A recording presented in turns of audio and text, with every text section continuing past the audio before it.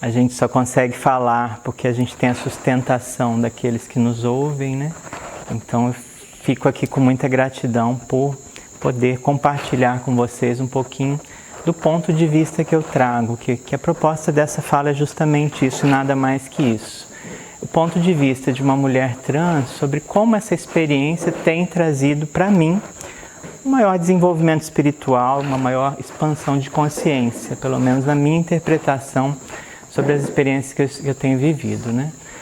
Sempre que a gente fala de pessoas trans no Brasil, a gente tem discursos bastante pessimistas, né? A gente ouve falar muito dos transfeminicídios, a gente ouve falar muito da perspectiva de vida de uma mulher trans que não passa dos 35 anos, a gente ouve falar de dezenas de outras coisas que nos desumanizam, né? Enquanto pessoas, enquanto seres viventes nesse planeta, mas hoje a fala acho que vai num lado oposto. Então o que isso agrega para a minha vida, o fato de viver essa experiência?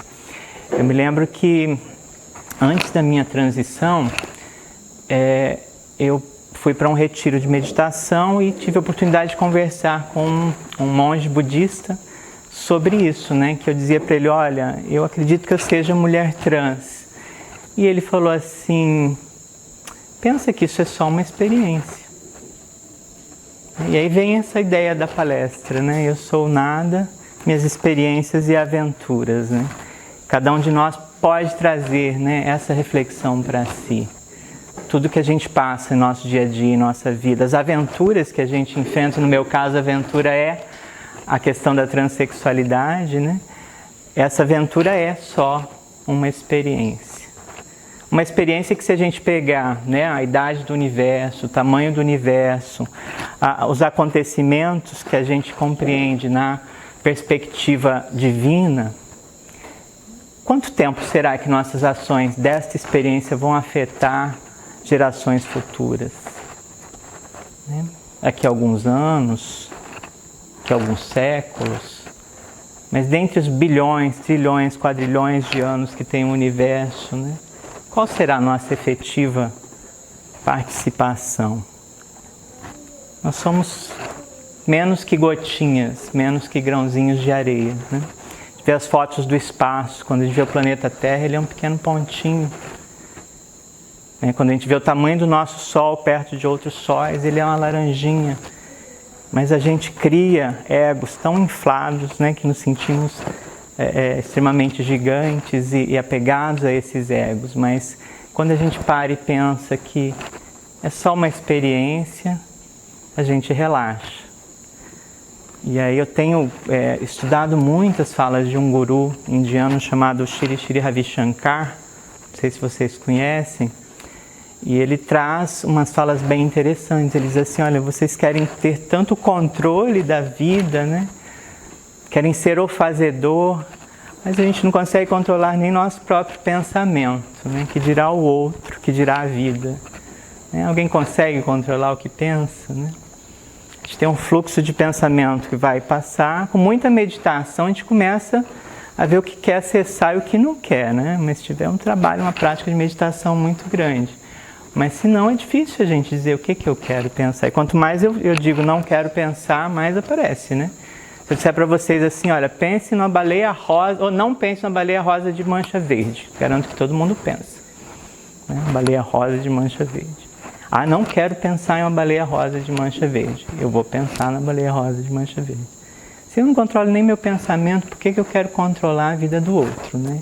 E a gente começa a ver quem é que nós somos, o quanto será que a gente consegue fazer. Talvez um pouco que a gente consegue controlar é a forma com que a gente interpreta os acontecimentos, né, da nossa vida. É a forma com que a gente busca os aprendizados a partir daquilo que nos acontece. Talvez aí seja o ponto fundamental para a expansão da nossa consciência, né? Então esse é o trabalho que eu pretendo fazer aqui, né? Então o que eu tenho aprendido à medida que eu me reconheço como mulher trans nesse planeta, nessa condição, nesse momento, né? Que experiências isso traz para o meu desenvolvimento humano, né? E aí eu tento trazer isso para a gente pensar em pelo menos 3 grandes dicotomias, né?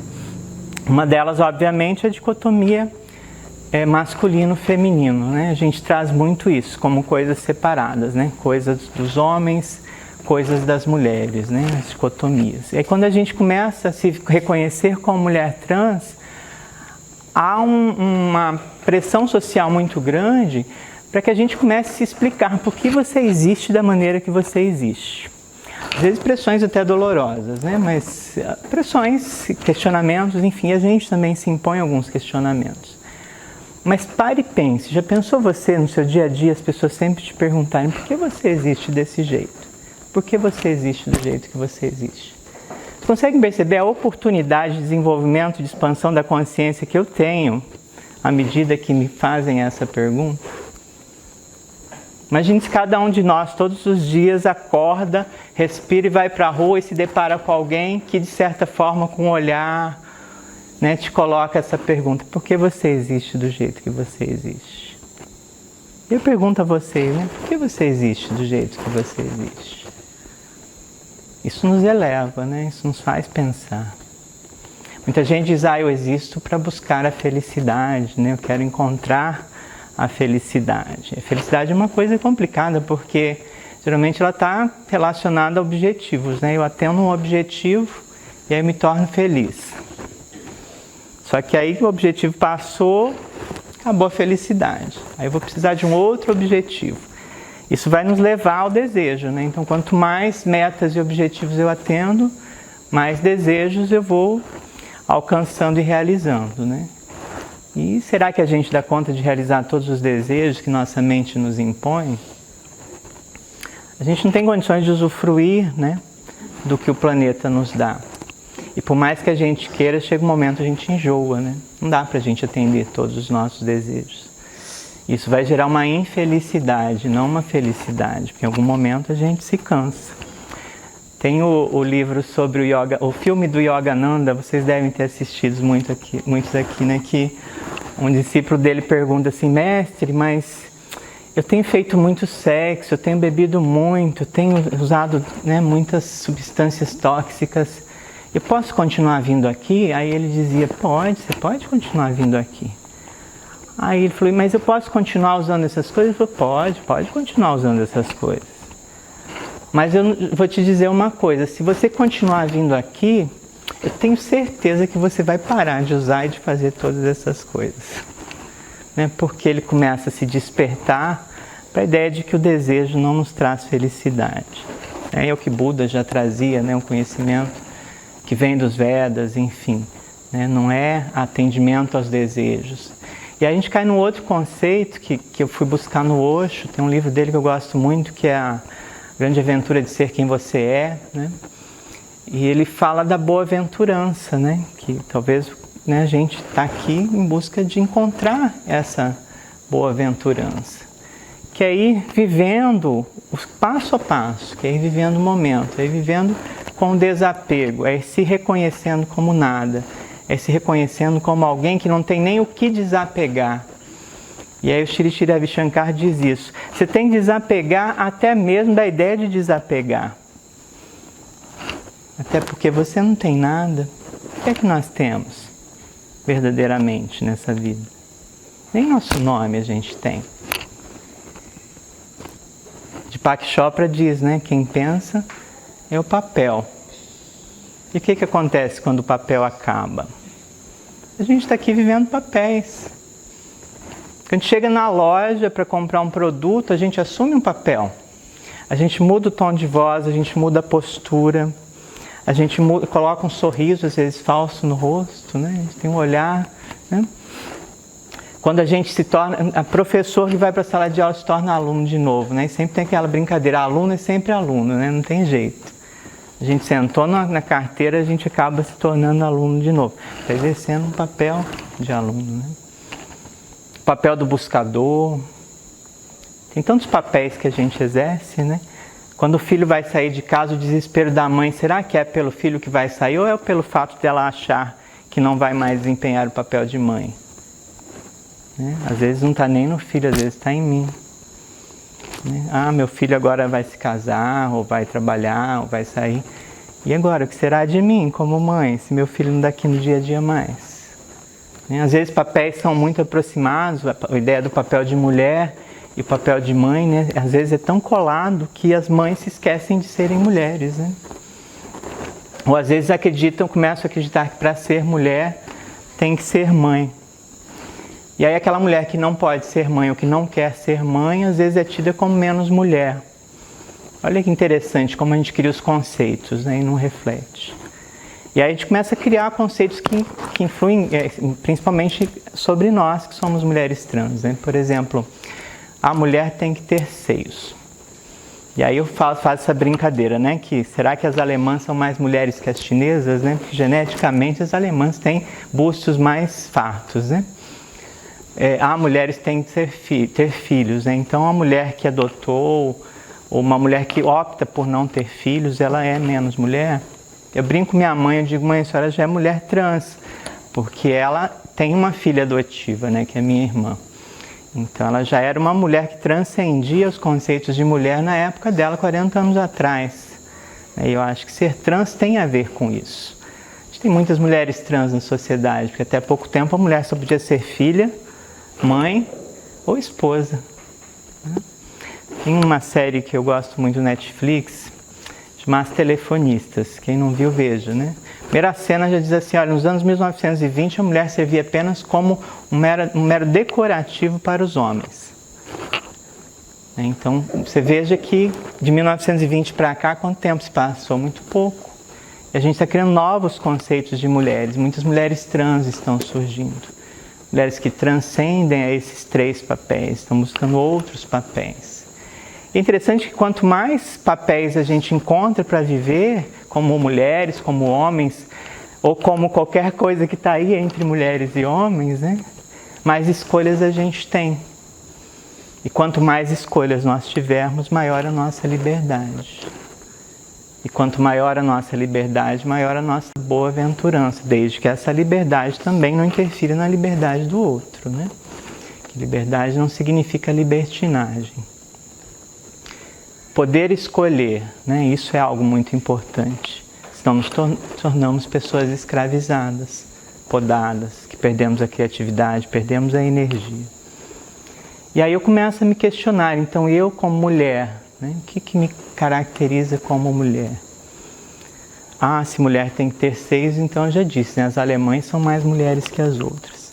Mulheres têm que ter vagina. Imagine só. Aí as meninas trans vão lá e fazem cirurgias. Eu acho que é meio que mito essa ideia de que toda mulher trans quer fazer a cirurgia secundária. Isso é muito mais pressão social, porque para você ser mulher tem que ter vagina do que realmente...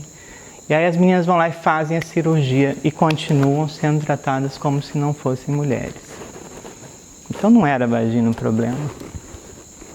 Não é o útero, não é os seios. O que é? A resposta está na genética, né? Ser mulher tem que ter cromossomos XX lá na sua genética. Mas é engraçado, e aí eu como professora de biologia, né, eu questiono isso, eu falo, gente, cromossomo XX vai te dar determinadas características físicas corporais, agora não vai dizer que você é mulher. O fato de eu ter cromossomo XX não diz que eu tenho que crescer e usar rosa. Ou que o menino XY ele já vai nascer e tem que jogar futebol. Né? O fato de ter cromossomo XX ou XY não constrói um indivíduo. Quem constrói um indivíduo é a sociedade e a cultura, que faz essa marcação social durante todo o nosso crescimento. Tem pesquisas dentro da área da didática, que é a área que eu atuo, que mostram, por exemplo, que há exigências na escola de que um menino seja comportado e que tenha organização. Contudo, quando a professora vê aquela letra bonitinha, redondinha, o caderno perfeito do menino, aí ela pensa, fala, nossa, isso é letra de menina. E como que você tem um apelo para que o menino seja organizado e ao mesmo tempo, se ele é organizado, ele deixa de ser menino? Olha como são os paradoxos que a gente vai se colocando aos papéis. Não só estamos construindo papéis, mas estamos engessando os papéis. Embora eles tenham sua importância, o problema é quando a gente engessa esses papéis, cria diversas regras, né? O conceito que eu tenho chegado é que para ser mulher, eu preciso me apresentar como mulher ser aceita como mulher. Se eu chegasse aqui de bigode, peluda, de barba, de terno e dissesse eu sou mulher, e se vocês me aceitassem assim, pronto, não precisaria mais nada. Porque vocês reconheceriam algo que está na minha essência, na minha espiritualidade, na minha mente. E a mente vem com as energias do masculino e do feminino, né? A espiritualidade, o espírito ele é assexuado, mas ele tem as energias do masculino e feminino em si. Andrei Moreira, que é o presidente da Federação Espírita de Minas Gerais, ele publicou um livro recentemente que ele dizia, acho que o livro se chama Auto Amor, se eu não me engano. Ele começa o anúncio dizendo assim, né? Deus criou homem e mulher, não homem ou mulher. Olha que interessante, né? Se é homem e mulher, masculino e feminino estão na mesma pessoa. Todos nós temos as porções do masculino e feminino. Não é homem ou mulher. Aí se fosse ou mulher, né? Aí sim. A gente fala o sagrado masculino, o sagrado feminino. E aí eu até questiono, né? Por que a mulher não pode consagrar o sagrado masculino e o homem não pode consagrar o sagrado feminino se ambos têm essas mesmas energias? A nossa presença como pessoas trans nesse planeta, de certa forma, traz alguns questionamentos que trincam essa dicotomia. A gente começa a entender que há um gradiente de masculinidades e de feminilidades, que está ligado às essências espirituais e psicológicas que construímos. Não tem nada a ver com o biológico. Mas mesmo o biológico, a gente sabe que existem pessoas intersexo, que são ignoradas, invisibilizadas e mal nascem 48 horas, os pais têm que decidir se vão cortar o quê. Se vão costurar o quê? Imagine a pressão na cabeça desses pais. Né? Porque em 48 horas tem que se fazer o registro. Ele tem que registrar obrigatoriamente na carteira de identidade se o filho tem um pênis ou uma vagina. E aí eu pergunto a vocês, qual o significado disso? Eu ter na minha identidade o fato se meu sexo, e se eu estou falando em sexo, eu estou falando em órgão genital, se meu sexo é um pênis ou é uma vagina. E também não tem espaço caso eu tenha os dois, ou mais ou menos algum deles. Qual será a finalidade disso? É explicitar como é que vai ser essa marcação social. É explicitar se aquele indivíduo terá ou não oportunidades para ser protagonista ou se ele será reprimido, como muitas vezes as mulheres são. Quais são as mulheres aqui, por exemplo, que nunca passaram por situações de assédio? Né? Uma mulher que precisou sair de uma festa porque estava sendo constantemente cantada por um homem e ela não conseguiu mais se divertir, isso já caracteriza assédio. Né? Eu duvido se pelo menos 90% das mulheres já não passou por isso. Então a gente começa a ver como que é essa construção do que é ser homem e ser mulher e como a presença de pessoas trans começa a trincar e trazer frestas a essa dicotomia que não serve nada além para a dominação da mulher nesse planeta. E não só da mulher, porque o homem sofre muito também na sua educação, né? O homem não pode falar sobre si, não pode chorar, tem que aguentar tudo calado.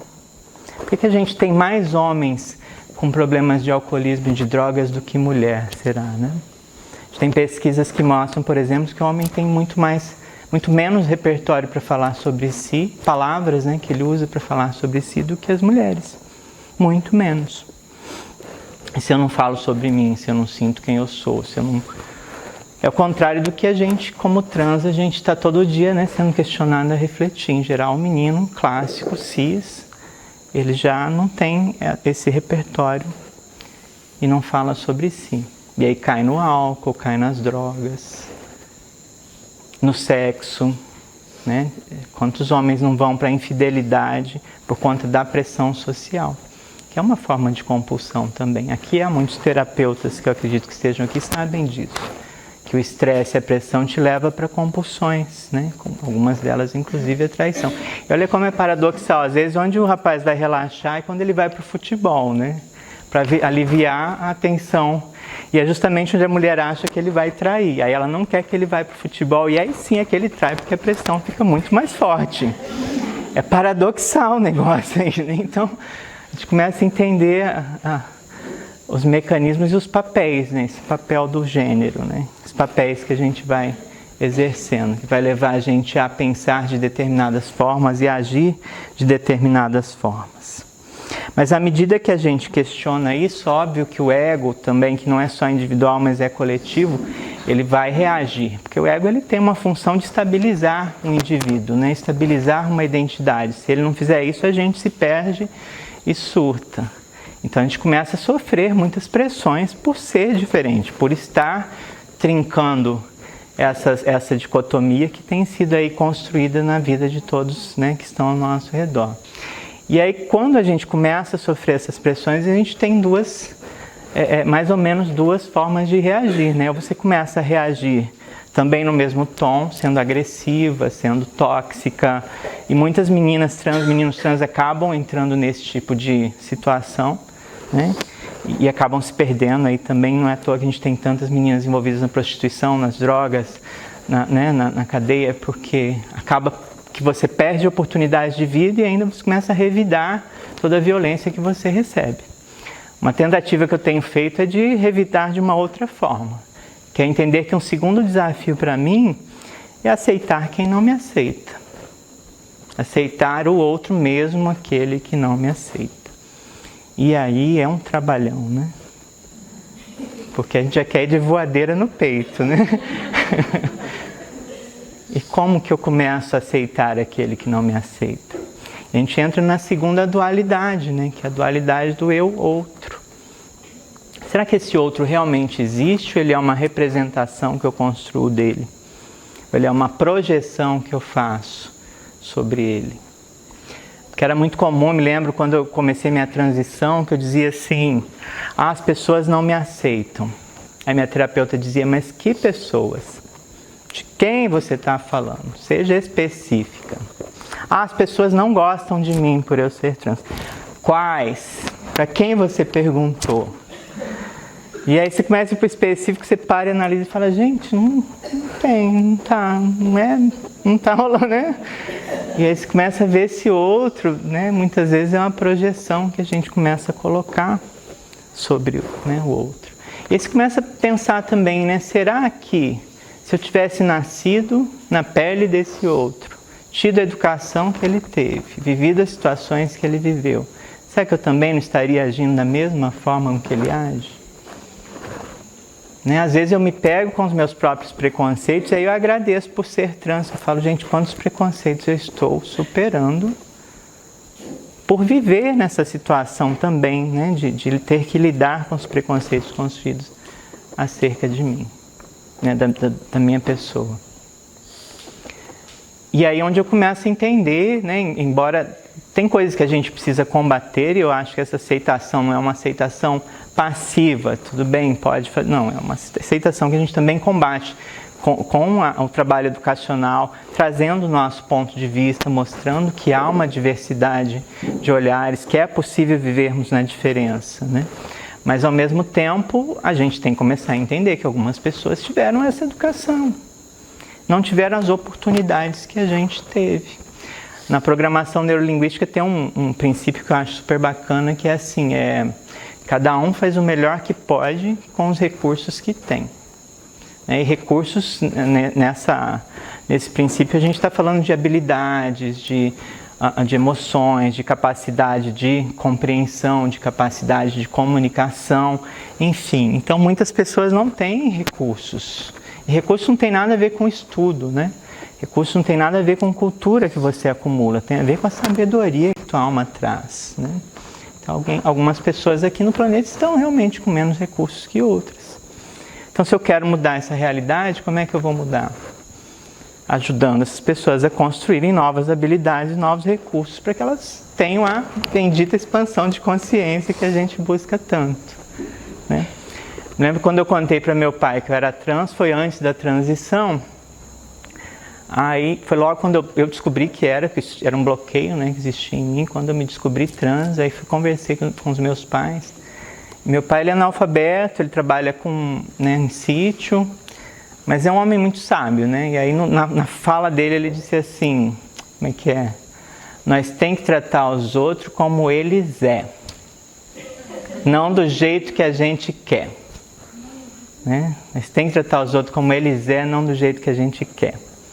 Olha que sábio que é isso, né? Na simplicidade dele, né? Que é onde você respeitar o outro como ele é.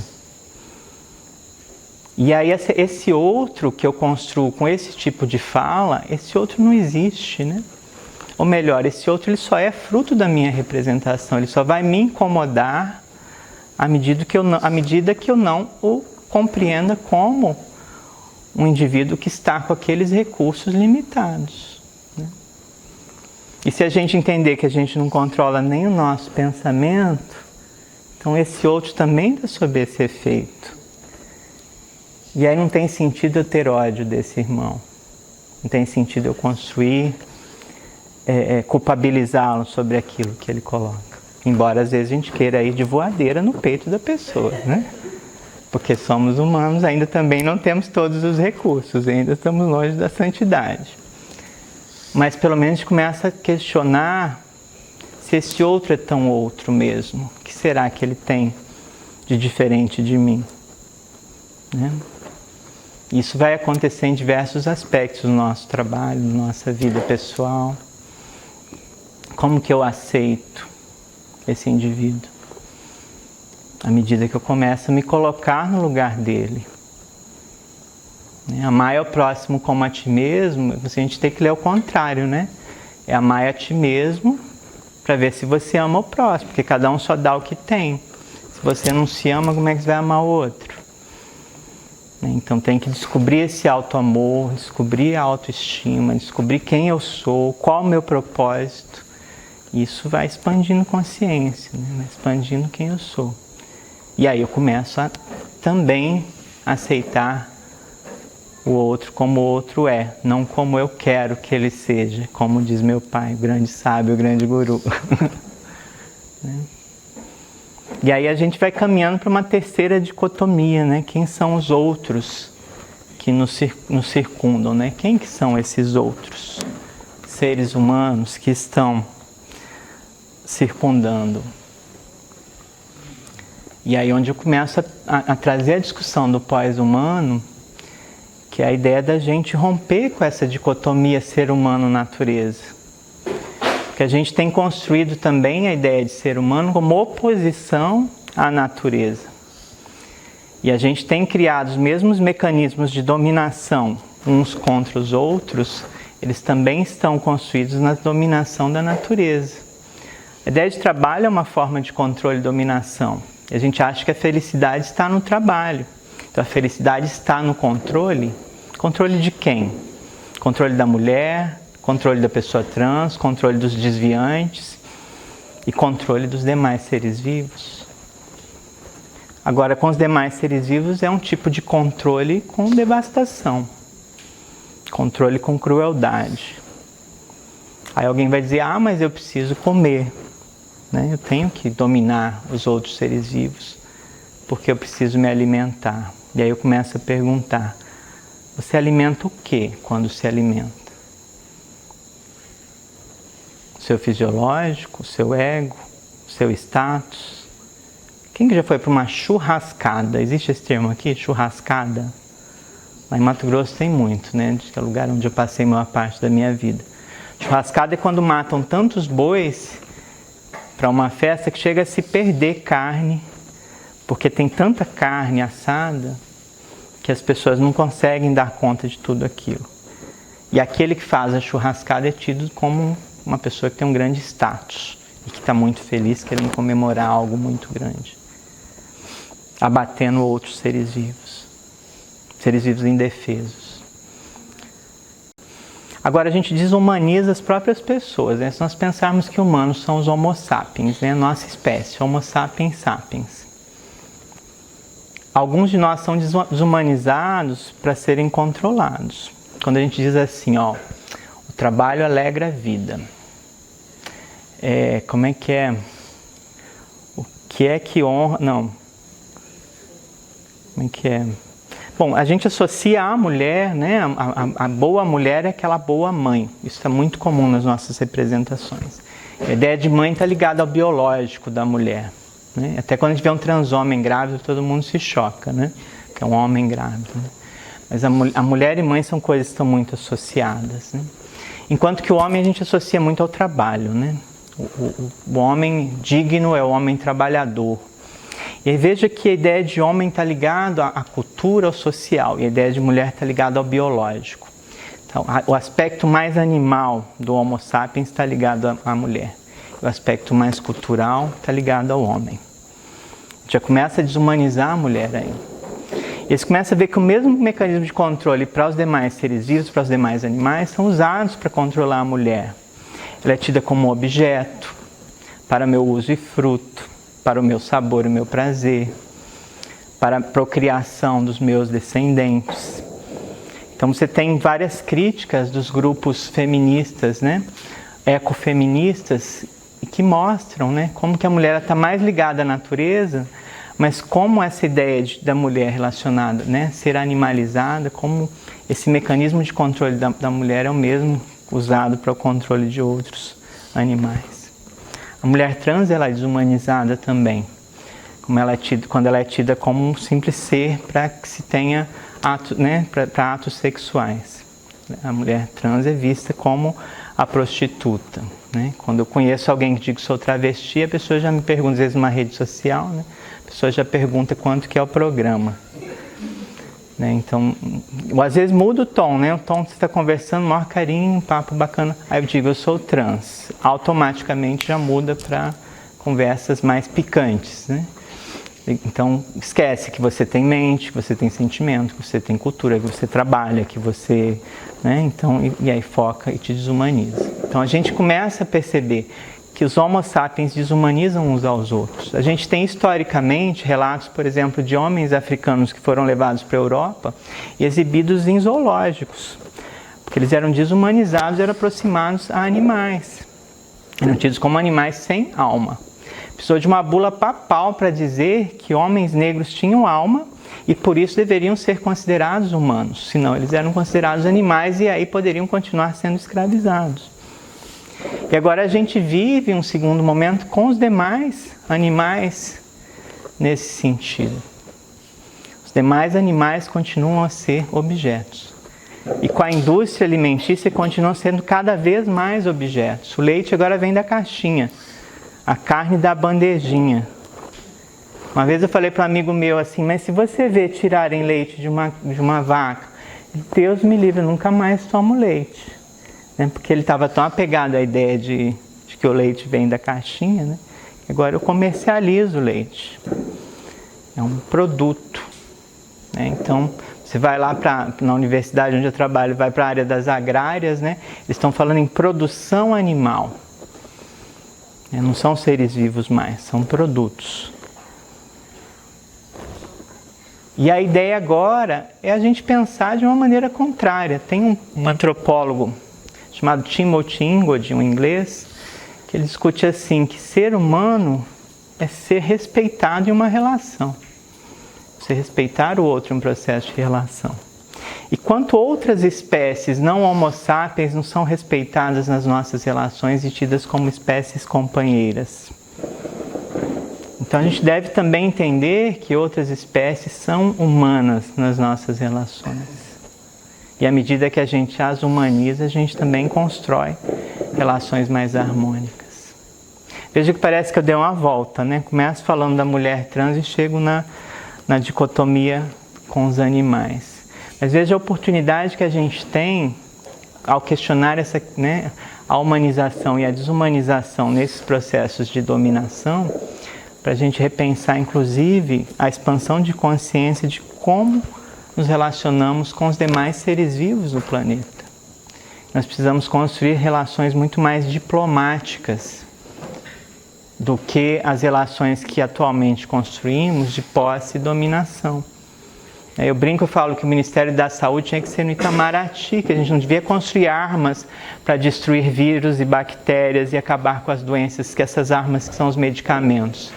Eu acredito que a gente tinha que ter ações diplomáticas com as bactérias, os vírus e assim por diante. A gente diminuiria nossas doenças. A gente conhece quais são os ambientes deles, a gente conhece como eles atuam, a gente consegue atuar de maneira a evitar as doenças, com o alto equilíbrio e com o equilíbrio do meio ambiente. Mas a gente ainda prefere uma pílula mágica para destruir toda e qualquer doença. Né? Tem gente que às vezes deixa as portas da casa abertas, né? Enche de mosquito, fecha a porta, passa veneno e mata todos os mosquitos ali. Né? Eu falo que isso é uma guerra. Né? Uma atitude diplomática é o quê? Eu sei que eles chegam às 6 da tarde, então 5h30 eu fecho todas as portas de janela, não deixo nenhum entrar. E eu não preciso matar esses bichinhos que também estão buscando o sustento deles. Né? Olha, eu estou humanizando até o pernilongo. Mas por que o mosquito está cada vez mais perigoso? Um mero mosquitinho Aedes aegypti. Por que cada vez mais ele traz mais e mais doenças? Porque quanto mais ele é combatido, mais ele evolui. E aí a gente entra na evolução biológica, que é outra palestra, né? Mas quanto mais a gente combate agressivamente um ser vivo, mais ele vai evoluir, vai selecionando armas muito mais complexas. E aí se nós habitamos o mesmo planeta como consortes, como seres que compartilham o espaço, então, quanto maior for a nossa atuação na guerra contra os demais seres vivos, maior será o retorno dessa guerra contra nós. E aí isso começa desde como nos vemos enquanto consorte de uma mesma espécie, isso vai até como nos vemos como consortes na relação com outras espécies dentro desse planeta. Então, quando eu digo que eu sou nada, de certa forma eu também digo que eu sou tudo. Porque eu começo a perceber que todo o universo que eu compreendo, ele está relacionado às minhas ações na relação com esse universo, aos recursos que eu tenho quando eu me relaciono com esse universo e a forma com que eu me relaciono com os meus próprios papéis. E se eu penso com os meus papéis, o que acontece quando eles se vão?